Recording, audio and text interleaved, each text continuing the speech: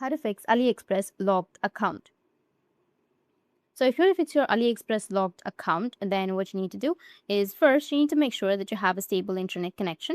Once done, the first thing that you want to do is open up your web browser and simply search for AliExpress.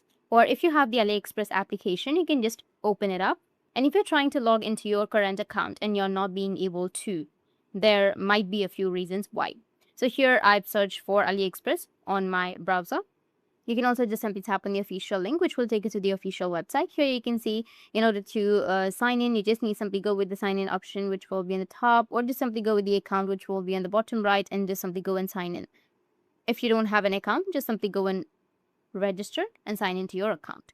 So here, as you can see, that while trying to sign in, you will have some options to continue with your Google, Facebook, or Twitter, or just simply go back and you will have an option of signing with. There might be a few reasons why you're not being able to log into your account.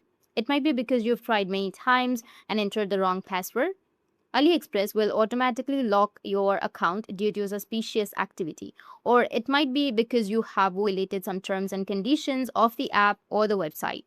So in that case, what you can do is try login using another account and contact their customer support saying that you've done nothing wrong and would like your account back. After doing all of that, you should be good to go.